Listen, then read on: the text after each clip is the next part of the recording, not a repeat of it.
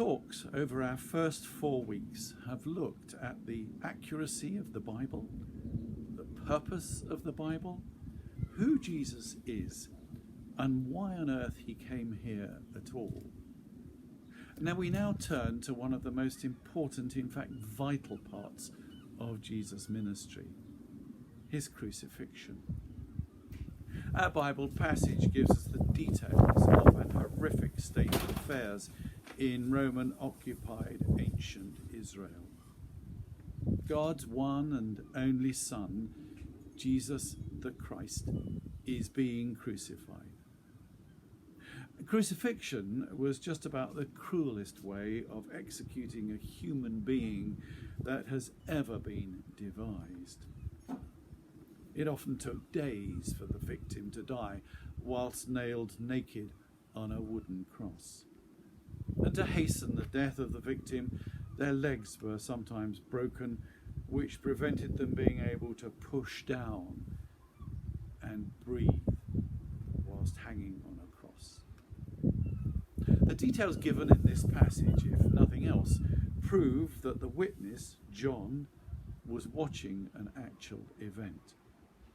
And Roman soldiers reserved this form of execution for the most vile and heinous of criminals. The 4 soldiers in charge of the execution would also make sure the victim died. Their pay depended upon it. And the clothes of the victim were also an added bonus to augment their frugal rations. There can be no doubt that the record we have here and in other ancient books of the Bible and further historical accounts is accurate. But if reserved for the most vile and heinous of criminals, then why Jesus? Looking at his life and ministry on earth, we know from last week that he came to offer reconciliation between Almighty God and us, his creation. Throughout the time before Jesus arrived, men and women had decided that they knew much better than their Creator in how to live and run their lives. That has never changed. As a consequence, they behaved abominably towards each other and in particular towards Almighty God.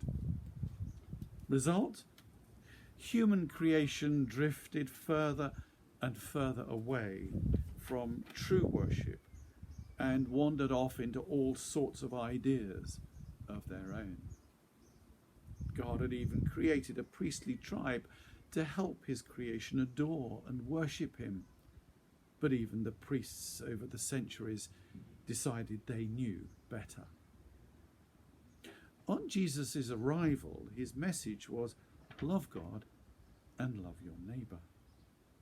And this clashed immediately with the priestly tribe, with their formularies, rules, regulations, national pride and religious jealousy. Despite the fact that, as we saw in previous weeks, this was God's Son, the priests set out to rid themselves of this precious soul, God's one and only Son. A soul on earth that welcomed those who knew they had done wrong and wanted to be at peace with their Creator, or who had suffered from distress or disease.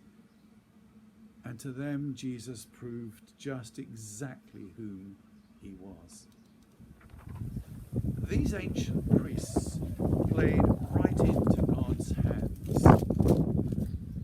Their thinking was that this Jesus must be destroyed, which indeed was God's plan all along.